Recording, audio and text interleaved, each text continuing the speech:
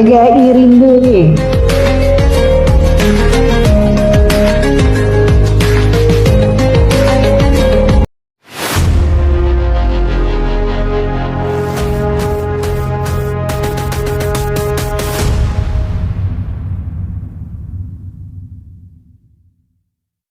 Assalamualaikum warahmatullahi wabarakatuh. Selamat datang di podcast PGI Rindu, ruang inspirasi dan diskusi umat. Saya podcaster Dr. Haji Armen Ahmad, spesialis penyakit dalam, konsultan penyakit tropik dan infeksi. Pada kesempatan ini kita mengunjungi tamu spesial kita, Ibu Dr. Hajah Armelis, spesialis penyakit dalam, konsultan gastroenterohepatologi. Selamat datang Ibu. Terima kasih Pak Armen. Pada sesi ini kita akan membahas nanti tentang asam lambung kaitannya dengan bulan puasa. Namun sebelumnya kita perkenalkan beliau. Beliau adalah panggilan akrabnya, Bu An ini panggilan akrabnya. Beliau di penyakit dalam, kepala divisi gastroenterohepatologi. Beliau alumni Fakultas Kedokteran Universitas Andalas, dokter umumnya, dokter spesialis gastroenterohepatologinya, spesialis penyakit dalam di fakultas yang sama, kemudian konsultan gastroenterohepatologi di Universitas Andalas juga. Pada kesempatan ini, sebagaimana kita ketahui bersama, di Al-Quran dinyatakan oleh Allah, ya ayyuhallazina amanu kutiba alaikumussyam kama kutiba alal ladzina min qablikum la'allakum tattaqun. Diwajibkan kepada kamu berpuasa sebagaimana diwajibkan pada umat-umat sebelum kamu. Kemudian ada lagi yang hadis Rasulullah, berpuasalah kamu supaya sehat. Di masyarakat sering kadang-kadang sebagai untuk melegalkan tidak berpuasa. Kadang-kadang ketika kita ketemu di masyarakat itu, kenapa tidak puasa?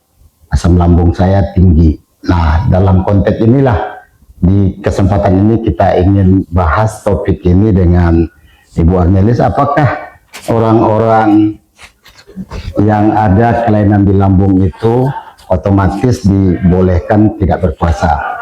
Karena ada beberapa kajian kajian umat yang menyatakan seseorang itu boleh tidak berpuasa itu adalah dokter gitu. Jadi bukan ustadz yang menyatakan ini boleh tidak berpuasa karena sakitnya gitu. Baik, Bu Armelis, pertanyaan pertama untuk kesempatan ini, apakah penderita asam lambung itu bisa berpuasa? Ya, terima kasih Pak Armen ya. Ya sebenarnya untuk pasien asam lambung ya itu boleh berpuasa ya. Memang dalam kondisi-kondisi tertentu ada yang tidak dianjurkan untuk berpuasa ya. Namun pada umumnya boleh ya, karena dengan berpuasa itu ya lambung kita juga akan ada waktu istirahat untuk mengeluarkan asam ya. Jadi kalau kita sehari-hari tidak berpuasa, tentu adanya rangsangan dari makanan ya, adanya rangsangan dari bau-bauan ya. Nah itu akan menyebabkan pengeluaran dari asam lambung ya. Tapi kalau kita dalam kondisi berpuasa di mana perut kosong sekian jam, dan apalagi puasa Ramadan ya, nah itu akan teratur itu pengeluaran dari asam. Jadi banyak pasien yang menderita asam lambung itu merasa nyaman pada waktu melakukan puasa. Tapi memang ada tipsnya juga ya untuk melakukan puasa pada pasiennya. Pada kondisi apa itu ya, yang dibolehkan tidak berpuasa itu? Ya kalau pada umumnya boleh ya, tapi pada kondisi-kondisi tertentu, misalnya pasiennya nyeri ulu hati yang hebat, yang rasanya tidak mungkin dia tahan, nah itu boleh tidak melepaskan puasanya. Kemudian muntah-muntah yang berulang-ulang, nah itu dibolehkan tidak berpuasa. Atau misalnya muntah darah misalnya, ya, nah itu bisa tidak berpuasa Pak Armen. Kan ada temuan-temuan ilmiah ya. Proses puasa itu kan Rasulullah menyatakan puasalah supaya sehat. Tetapi temuan ilmiah dengan puasa itu, ya jurnal-jurnal baru banyak melaporkan itu dengan puasa itu ternyata terjadi proses autofagi ya di tubuh kita. Apakah di lambung juga terjadi itu? Ya, dengan kita berpuasa, ya, jadi kalau pasien asam lambung itu asam ya. Ya. Nah, sekresi dari asam ini dalam kondisi kita berpuasa, nah karena tidak ada rangsangan makanan atau tidak membayangkan makanan, ya dengan membayangkan saja sebetulnya Pak Armen kita itu bisa keluar loh asam lambung ya, dengan mencium-cium makanan gitu ya. Nah itu bisa keluar asam lambung. Nah jadi pada kondisi kita berpuasa ya, nah itu tentu rangsangan-rangsangan itu minimal ya, mungkin ada tapi minimal, sehingga asam lambung kita tidak banyak ya terutama pada siang hari ya, sehingga tidak akan menggerogoti ya dari dinding lambung kita. Nah tapi kalau kita tidak berpuasa, nah itu sekresi asam lambung itu akan terus menerus ya, sehingga kesempatan untuk misalnya ada luka lambung atau ada erosi atau lecet-lecet di lambung kita itu kesempatan untuk sembuh itu agak berarti di proses produksi asam lambungnya ya, puasa itu manfaatnya. Iya. Baik Bu, di masyarakat itu sering orang kan populer itu gastritis begitu tuh kan, yang populer di masyarakat itu. Biasanya kan kalau datang ke dokter itu suruh makan sering-sering gitu, sementara ini kan puasa. Apa tuh yang pola makan seperti apa tuh yang harus dilakukan oleh penderita gastritis lah kita katakan gitu? Ya, pada saat berpuasa ya Pak Armen ya. Ya saat berpuasa ya. Jadi mungkin tipsnya ya, persiapan pada waktu berbuka ya, sebaiknya itu waktu berbuka itu makanan ringan. Ya, makanan ringan dengan yang menghasilkan energi yang banyak ya. Contohnya adalah makan kurma. Ya, jadi kita waktu berbuka ya dengan air putih atau mungkin dengan teh manis ya, tapi jangan yang pekat loh ya. Nah, kalau pekat kan kadang-kadang merangsang mual juga ya.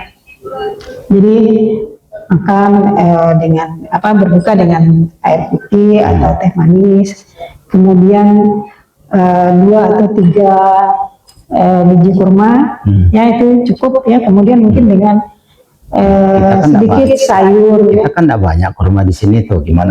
Ada. Enggak banyak gitu. Kalau kurma kan ke pelosok-pelosok kita nggak punya mungkin gitu. Kalau lokal gimana? Oh boleh, ya prinsipnya boleh Pak Armen ya. Misalnya dengan pisang, nah itu kan juga kalorinya tinggi, gampang ya kita dapat ya. Nah jadi kemudian sesudah berbuka dengan yang ringan tersebut ya, atau dengan kue yang manis gitu ya. Nah, kemudian sholat. Nah, sholat kan butuh waktu sekitar 10 sampai 15 menit. Nah, kemudian baru kita makan, ya, baru kita makan ya. Artinya di sini kenapa nggak boleh langsung makanan porsi besar gitu ya. Nah, porsi besar itu akan menyebabkan tekanan di lambung kita itu akan semakin tinggi ya. Nah, kemudian juga rangsangan asam itu akan tinggi. Ya, kemudian juga kalau misalnya pasien GERD ya. Nah, itu kandungan makanan yang sudah bercampur dengan asam itu gampang naik. Nah, jadi itu akan menyebabkan serangan-serangan pada waktu puasa. Nah, jadi makanan utama yaitu boleh sesudah sholat maghrib Ya. atau sesudah sholat tarawih. Kemudian ditambah dengan snack. Nah, kemudian ya kalau mau tidur, Ada nggak yang dihindari di ketika berbuka? oh iyalah, makanan yang pedas, coklat, makanan berminyak, goreng-gorengan dikurangi. Makanan yang kayak rasa-rasa mie gitu ya. Kemudian yang berlemak ya, karena ini juga akan menyebabkan kalau orang, terutama pada penderita GERD, itu kelemahan dari, kalau bahasa medisnya itu kan sphincter ya. Kalau bahasa awamnya itu klep lambung bagian atas itu akan gampang membuka, sehingga asam bisa naik ke atas ya. Ini akan memicu serangan-serangan dari penyakit asam lambung itu, Pak Arman. Ya. Nah, kemudian yang terlalu asam ya, nah itu juga dihindari. Nah, untuk makanan yang dianjurkan ya, kalau Ini kan kalau buka puasa semua mau dibeli itu kan. nah iya, Mau dihitung. ya yang bersantai-santai juga dikurangi lah ya. Kalau kita ingin perutnya nyaman kan, ya. Nah, jadi kalau yang nyaman itu mungkin ya kalau sayur ya, sayur kita bisa pakai brokoli, misalnya bayam, wortel, atau apa ya, kalau di Padang Japan itu apa ya bahasa Indonesia? Japan itu Labu. Ya sayur labu. Nah itu nyaman itu buat ini, buat lambung. Kemudian kalau buah itu ya hindarilah buah yang asam. sama. Ya, karena kalau asam itu kan akan bikin sakit ya. Kemudian yang juga bergas ya, misalnya kita berbuka pakai ketan ya, tepulut, nah itu juga bikin kembung. Tape gitu. Tape misalnya kan. Coca-Cola, Iya sejenis betul. itu ya. Ya betul Pak. Kemudian kan kita ketika makan sahur itu mau lama itu nggak makan. Apa persiapan kita supaya lama kenyangnya gitu? Ya, Jadi atau supaya nggak asam di lambung itu betul. nanti ketika pas berbuka. Betul ya. Jadi kan pasien asam lambung itu dia sering nggak tahan perutnya kosong ya Pak Arman ya. Terutama pada awal-awal puasa itu terasa sekali. Tapi kalau udah beberapa hari puasa itu sudah adaptasi. Ya, untuk sahur ya dianjurkan jangan tidak sahur. Ya, itu pertama. Harus sahur. Kemudian makanan-makanan karbohidratnya yang bikin kenyang. Ya, bikin kenyang tahan lama ya. Contoh nasi ya. Kadang-kadang ada orang yang nggak suka nasi itu. Ya, nasi itu sangat dianjurkan. Atau kalau enggak bisa diganti dengan roti gandum atau oatmeal misalnya. Nah, itu bisa juga Pak. Ya, itu memberikan rasa kenyang yang cukup lama. Nah, kemudian ya jangan memakan makanan yang akan menimbulkan keluhan di siang hari. Ya, terutama ya yang tadi itu yang asam, yang pedas, yang berlemak ya. Nah, yang berlemak juga Pak Arman. Ya, di samping dia menimbulkan mual ya, juga memicu asam lambung gampang naik ke atas. Sekarang kan yang agak populer ini misalnya penyakit samping gastritis tadi, alasan masyarakat untuk tidak puasa itu saya kena GERD gitu. Gimana pula cerita GERD itu dengan puasa itu? Ya sama Pak Arman. Sama. Iya sama. Ya. Jadi sebetulnya ya itu yang saya katakan di awal tadi ya, tidak semua dari pasien GERD atau pasien sakit mah itu tidak boleh puasa. Kadang-kadang kan memanfaatkan ini ya, memanfaatkan saya sakit mah nggak puasa. Berarti Ya. kalau mau mengambil itu alasannya harus ke dokter ya? Ya. Ya jadi kalau nggak boleh puasa. memang penyakitnya berat, ya kalau penyakitnya berat itu nggak boleh puasa. ya. Nah itu tadi kalau dia muntah-muntah, ya Jadi gimana nanti mau sebelum puasa? bulan puasa ke dokter penyakit dalam lah dulu, atau kayak Sebetulnya gastroenterologi lah sih dulu, enggak supaya perlu juga Carmen, ya. enggak Sebetulnya orang-orang tertentu nih kalau yang beriman ah, banget mungkin ke puasa aja gitu kan. ya betul. Yang agak-agak kurang iman Yang kurang iman ya. Ya yang penting ini kan tidak ada muntah darah, tidak muntah-muntah, tidak nyeri hebat, ya, atau penyakit dinilai oleh dokternya berat. Nah itu ya malah mungkin lebih bagus puasa puasa. kan. Ya. Karena stresnya mungkin ya, Nah, kendalian stresnya ya tinggi gitu ya. Kemudian kalau yang sudah bertukak di lambungnya atau di Ya lambungnya itu tergantung dari keluhan Pak. Tergantung keluhannya. Ya kalau keluhannya berat ya, kondisinya berat ya, pasiennya butuh lebih banyak waktu dia habiskan di tempat tidur, nah itu jangan puasa. Ya tapi kalau pasiennya bisa beraktivitas ya, bisa beraktivitas seperti biasa, ya kenapa tidak berpuasa? yang mau ambil itu tadi autofagi tadi itu yang penting untuk kita sebenarnya ya. Iya. Sel-sel yang baik itu disikatnya sel-sel yang jelek itu gitu ya. Iya. Kalau biasanya kita pakai yang disampaikan Nabi Muhammad itu suka orang masih bantah-bantah, tapi kalau disampaikan ini terjadi proses perbaikan di tubuh autofagi, sepertinya banyak orang mau berpuasa ya. Kemudian kan ketika sedang berpuasa itu bisa muncul nyeri lambungnya, ada enggak cara mensiasatinya gitu? Ya, obat jangan lupa dimakan.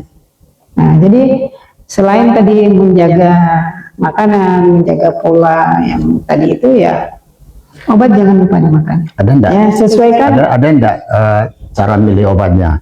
Yang 1 kali sehari atau yang 3 kali atau yang mana yang kita pilih kira-kira? Ya, kalau dosisnya diberikan 3 kali sehari, nah itu bisa dimakan 2 kali Pak. Bisa dimakan 2 kali saja dengan waktu berbuka sama sahur. Tetapi kalau 1 kali sehari kan lebih gampang, ya. Kita makan buka sahur untuk nyerinya ini. Karena ini lebih sebetulnya kalau obat anti asam, ya, obat anti asam dianjurkan ke pagi. Jadi iya itu lebih bagus. Ya, jadi waktu sahur kalau dia mau berbuka, mau sahur itu 30 atau 60 menit sebelum sahur dia makan obat dulu. Baik, Bu Amelis tampaknya sudah lengkap ini, tapi mungkin kita perlu closing statement dari Ibu ini untuk orang-orang ada keluhan di lambung, gastritis kah, GERD kah, ulkus kah. Bagaimana saran untuk orang-orang yang berpuasa? Ya, jadi jangan dijadikan alasan ya untuk sakit mah untuk tidak berpuasa. Karena dengan berpuasa ya itu banyak manfaatnya juga yang pada pasien khususnya penyakit asam lambung ya. Karena mungkin pada waktu puasa kita memberikan kesempatan ya kepada lambung kita yang tadinya gores-gores, lecet-lecet, atau mungkin ada luka, ya mungkin memberikan kesempatan itu untuk sembuh Carmen ya, karena rangsangan dari pengeluaran asam ya itu dengan berpuasa itu tentu tidak seperti kita pada hari-hari tanpa puasa ya. Nah malah bisa banyak pasien yang menyatakan ya dengan berpuasa perutnya enak, nyaman ya, tapi kalau sudah nggak berpuasa udah kambuh lagi. Nah jadi penerapan dari puasa ini mungkin bisa dilanjutkan dengan puasa Senin Kamis. Nah jaga makan, jaga pola makan itu sangat penting ya. Pilihlah makanan yang sehat untuk lambung ya.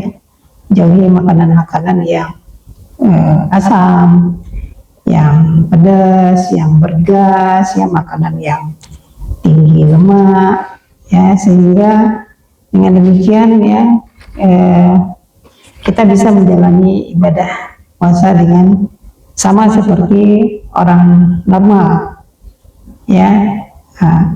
Hanya pada kondisi-kondisi tertentu yang tidak memungkinkan kita untuk puasa, yaitu kita berpuasa malah muntah-muntah, jadinya kan itu mungkin kita stop dulu puasanya, atau pasien mengalami muntah darah, atau memang kondisinya berat ya, jadi banyak di tempat tidur ya karena kesakitan. Nah itu mungkin memang tidak diwajibkan untuk puasa di secara kesehatan.